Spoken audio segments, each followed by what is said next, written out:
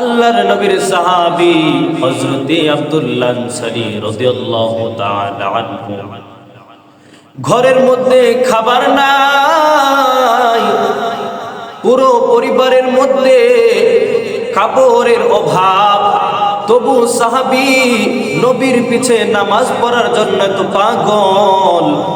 আল্লাহর নবীর সাহাবী হযরতে আব্দুল্লাহ আনসারী রাদিয়াল্লাহু তাআলা আনহু যখন মসজিদে নববীর ভিতরে নামাজের ইকামত চলতে থাকে, তখন আল্লাহর নবীর সাহাবী হযরতে আব্দুল্লাহ আনসারী নামাজের জন্য দৌড়াইয়া পিছন থেকে নামাজে শামিল হয়। সাহাবায়ে কেরামগণ বিষয়টা কিছুদিন লক্ষ্য করার পর আল্লাহর নবীকে ডাক দিয়ে বলতেছেন, ওগো নবীজি,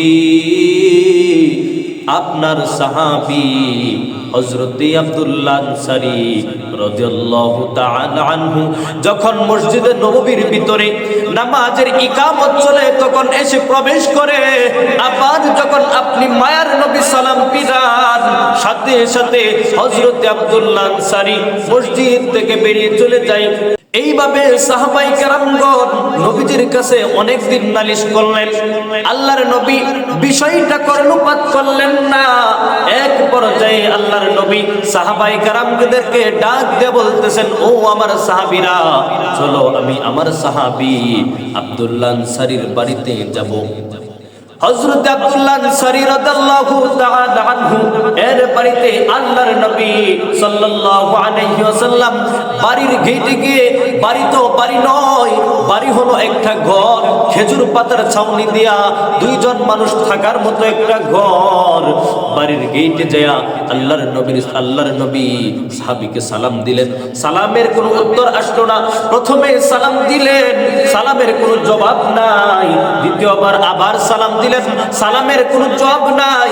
তৃতীয়বার আল্লাহর নবী যখন সালাম দিলেন, ঘর থেকে দৌড়ে এসে হযরত আব্দুল্লাহ আনসারী রাদিয়াল্লাহু তাআলা আনহু কান্না অশ্রুসিক্ত চক্ষু নিয়ে দাঁড়িয়ে বলতেছেন, লাব্বাইক ওয়া সা'দা আলাইকা ইয়া রাসূলুল্লাহ, ও আল্লাহর নবী, আপনি কেন আমার মতো হতভাগার বাড়িতে কেন আসছেন?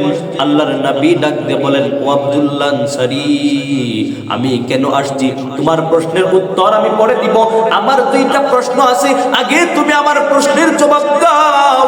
আল্লাহর নবী ডাক দিয়ে বলেন, ও আব্দুল্লাহ আনসারী, আমি নবীজি স্বয়ং কাহারো বাড়িতে প্রবেশ করি না, কাহারো বাড়িতে যাই না, কিন্তু আমি স্বয়ং নবীজি তোমার বাড়িতে আসলাম।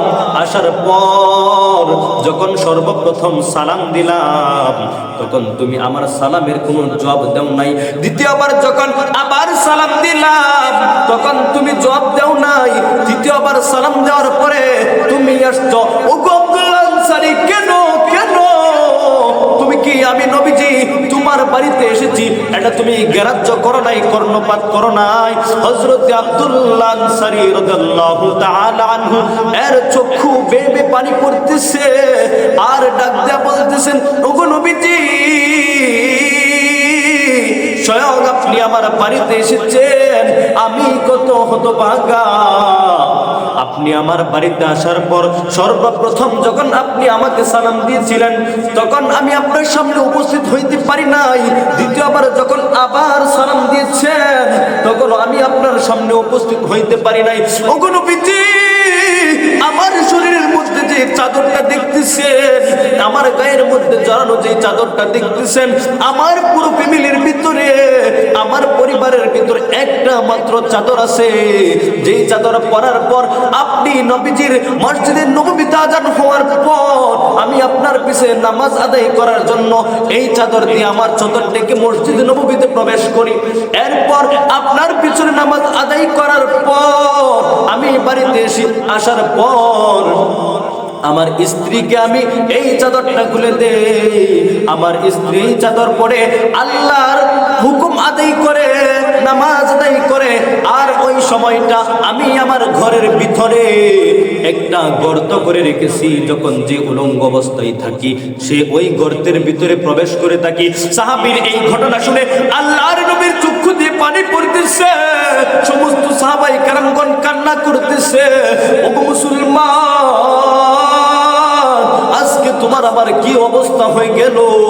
সাহাবাই কেরামগণ খাদ্য বস্ত্র শস্য না থাকার পরেও তারা কখনো নামাজ বাদ দেন নাই, তারা কখনো নিজের স্ত্রীদেরকে নামাজ থেকে বিরত রাখেন নাই।